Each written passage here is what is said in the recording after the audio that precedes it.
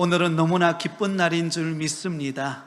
특별히 우리 부곡교회의 맥주 감사주의를 맞이해서 또 이렇게 셀별 찬양 발표회를 갖는 것, 여러분 어린이집 다닌 이후로 처음이죠. 네. 하나님께서 오늘 우리에게 큰 은혜 주실 줄 믿습니다. 제가 간단하게 말씀을 전하고 발표회를 갖도록 그렇게 하겠습니다. 두 마을이 있었다고 합니다. 한 마을은 감사촌이라는 마을이었고, 또 다른 한 마을은 불평촌이라고 하는 마을이 있었습니다.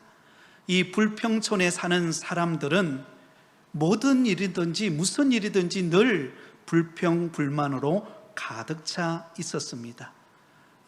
매사에 근심, 걱정, 염려로 가득 차 있었고, 조금만 일이 발생해도 상대방을 원망하고 또 불평하고 서로에 대해서 모함을 했습니다. 그러니 이 불평촌에 사는 사람은 한 날도 기쁜 날이나 행복한 날이 없었습니다. 그러나 감사촌에 사는 사람들은 달랐습니다. 어떠한 형편 가운데서도 그들은 감사를 했습니다. 고난이 찾아와도 감사했고, 좋은 일이 있어도 감사했습니다. 봄에 꽃이 피어서 감사했고, 여름에 잎이 무럭무럭 자라서 감사했고, 가을에 열매를 맺어서 감사했고, 겨울에는 나뭇가지는 앙상하지만 그 뿌리가 있는 것으로 인하여 감사했습니다. 그러니 날마다 감사촌에 사는 사람들은 행복했습니다.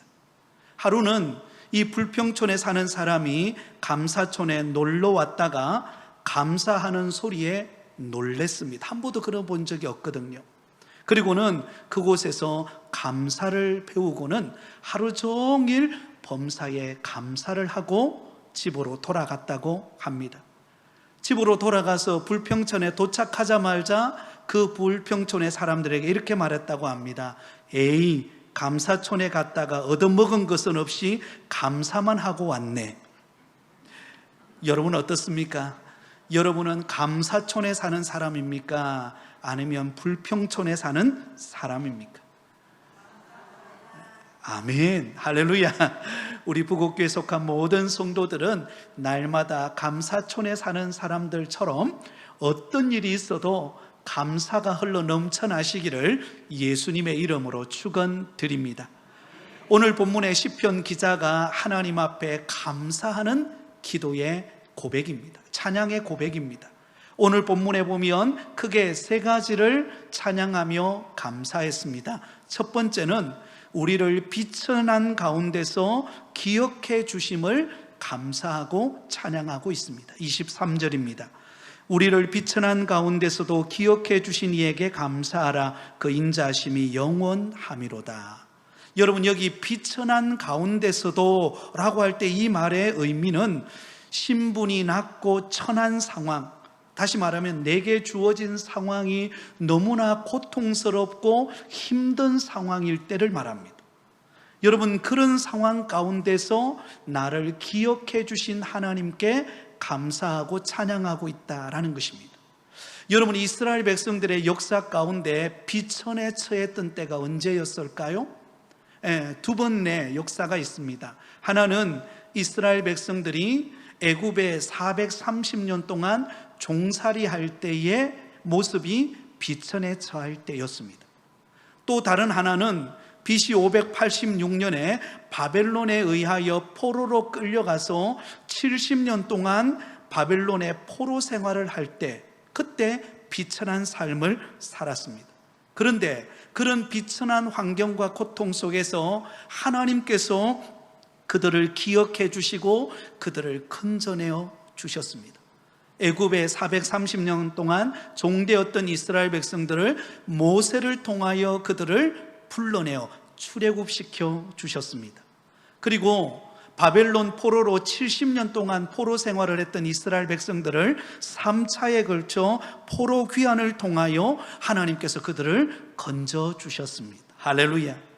하나님은 때로는 우리가 비천에 처한 가운데 있을 때 하나님이 우리를 기억해 주시고 우리를 건지시고 은혜 베푸시는 하나님이심을 믿고 감사하는 여러분 되기를 바랍니다. 두 번째는 우리를 대적에서 건져주신 하나님께 감사하고 찬양하고 있습니다. 24절입니다. 우리를 우리의 대적에게서 건지신 이에게 감사하라. 그 인자하심이 영원하미로다.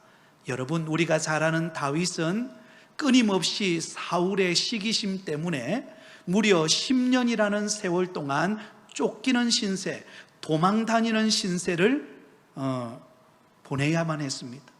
여러분 생각해 보세요. 하루아침에 도망자의 신세가 되어서 언제 위협이 다가올지, 언제 사울의 칼에 의해서 죽을지 모르는 당황스럽고 힘든 환경 속에 놓여 있었습니다. 그런데 여러분, 하나님께서 다윗에게 은혜를 베풀어 주셨는데 머리털 하나 상하지 아니하도록 하나님께서 그를 보호해 주시고 건져 주시고, 그 사울을 하나님께서 사울의 그 칼날로부터 건져 주심으로 나중에 그 다윗을 이스라엘의 왕으로 들어서시는 하나님의 손길이 있었다는 것입니다. 여러분, 우리에게는 수많은 대적들이 있습니다. 마귀의 시험이 있고요, 때로는 육체의 질병과 어려움이 있고요, 때로는 힘든 환경의 대적들이 우리를 짓누르려고 할 때가 많습니다. 그러나 우리가 염려하지 않는 것은 하나님이 우리를 그 대적으로부터 건져주실 것이기 때문입니다. 하나님이 우리를 인도해 주실 것이기 때문에 감사하며 찬양하는 여러분 되기를 바랍니다. 마지막 세 번째는 우리의 모든 필요를 공급하시는 하나님이시기에 감사하고 찬양할 수 있다는 거예요. 우리 25절을 같이 읽겠습니다. 시작. 모든 육체에게 먹을 것을 주신 이에게 감사하라. 그 인자하심이 영원하미로다. 할렐루야. 여러분, 우리 하나님은 우리에게 영적인 복만 주시는 분 아닙니다. 우리의 생업에 필요한 것, 우리가 살아가는데 여러 가지 먹고 마시고 또 우리 형편을 따라 또 우리 자녀들의 그 앞길에 필요한 여건들이 우리에게 얼마나 많습니까? 그런데 하나님께서 오늘 본문에 말하고 있습니다. 모든 육체에게 먹을 것을 주신 이에게 감사하라. 할렐루야. 그러므로 여러분, 우리가 먹을 것 때문에 염려하는 것이 아니라 그 하나님께 맡기고 하나님이 역사하실 것을 기대할 때 우리의 모든 필요를 채우십니다. 요셉이 애굽의 종으로 팔려갈 때만 하더라도 그의 인생이 끝난 줄 알았습니다. 그런데 하나님은 그 요셉과 함께 하심으로 그에게 먹을 것을 주시고 보디발의 집에서 인정받게 하시고 감옥에 들어가는 수모를 당했지만 그곳에서 꿈을 해석해내고 나중에는 애굽의 국무총리가 되어 하나님이 들어서시는 축복의 사람이 되게 하신 줄 믿습니다.